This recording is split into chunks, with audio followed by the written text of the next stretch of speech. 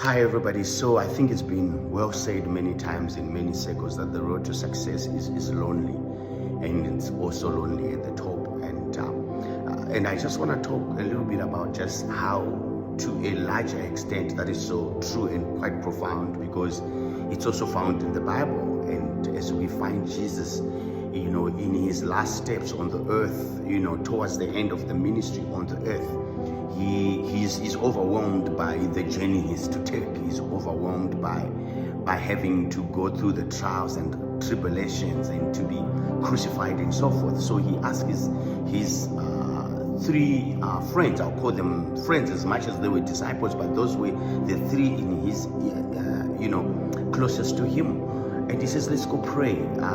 I am troubled. And we are told that when they get to Gethsemane, and where they're there praying, and he goes a little further than them, as he comes back, he finds them sleeping, and he says, would you not tarry with me for even an hour?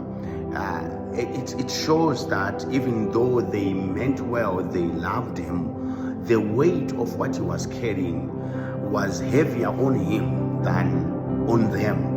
And the principle that we learn from that is, when God has given you a vision, and as much as you bring destiny helpers, and you bring prayer warriors, and you bring people that will assist and help you, at the end of the day, it is the vision that has been given to you. The onus of the responsibility lies on you to lead it and to be the forefront guy. You cannot just relax and expect the so-called help that has come to run with the vision. You're gonna be the guy that has to push it, even when nobody else wants to push it.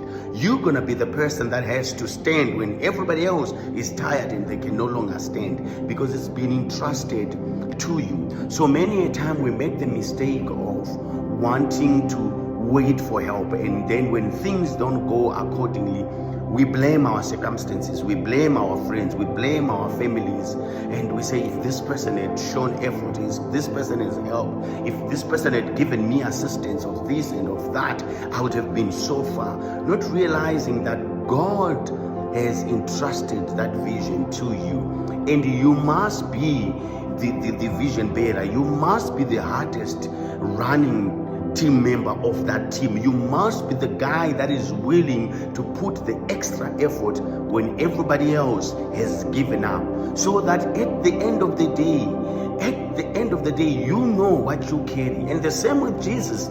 He didn't stop praying because those that were supposed to assist him in prayer stopped praying when went to sleep. He pursued, he continued, he persevered. So you too must. Maybe you've been let down. Maybe there are people that had promised you funding. Maybe there were people that said would build with you. And when the time came for you to do it, guess what? They were nowhere to be found. It doesn't matter. Continue to trust God and continue to trust his processes. Yes, there will come people to assist. Key word is to assist. They are to help. They are to provide assistance. They are to add on to what is already there. Many a time we have people saying, can you please pray for me on this? Yet you yourself, you're not praying. If it's a project you want to run, put your input, whether it's 5% of what's needed. Still put something in it, because at the end of the day, you have to own your dream. You have to own your vision. You have to own your own journey, so that you have this sense of achievement at the end of the day, because you're not in competition with anybody. That is why we have a propensity to blame our surroundings, to blame the people in our lives. At the end of the day, if we want to be truthful, they're really not. You cannot force them to help you. You cannot manipulate them to help you. You cannot guilt trip them to help you. They have to help you out of their own willingness. They have to want to do it, not to be manipulated into doing it, because at the end of the day, it is your own journey.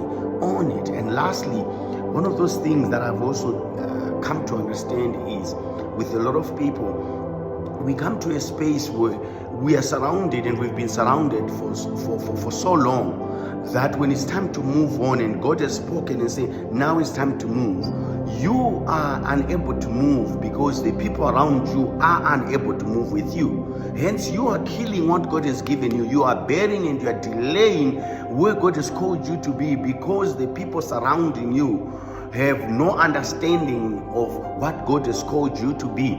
There will come a time when you have to cut off the ties, when you have to realize to say, you know what, maybe these guys or maybe this person was beneficial when I was at this level. Now that God is calling me to the next level, this person is unable to go with me to the level where I need to go. We learn this from the Bible. That's what Jesus did. He had to go that extra mile by himself. Even when eventually when they arrested him and they persecuted him and they flogged him and all of that, and he was carrying that cross to Golgotha, we are told that Simon of Cyrene came in and assisted him carrying the cross. But he only carried the cross for a distance. He didn't carry the cross the whole way. He didn't go on the cross, as a substitute for Christ. No. Eventually, Christ had to take that cross from him and carried it himself. He was the one that got on that cross and be crucified for you and I to have the salvation and the freedom, the liberty that we have today. It's the same thing. People will come to assist. People will carry your cross here and there. People will bear your pain here and there. But at the end of the day, it is yours. At the end of the day, it is for you to bear. And at the end of the day, folks, what is important is you are glorifying God throughout the whole process. So hang on in there. Trust God's processes. Trust seasons, that some people will come for a season. Trust God's timing, that when he says move, it is time to move. Bless you and have an incredible day. Cheers.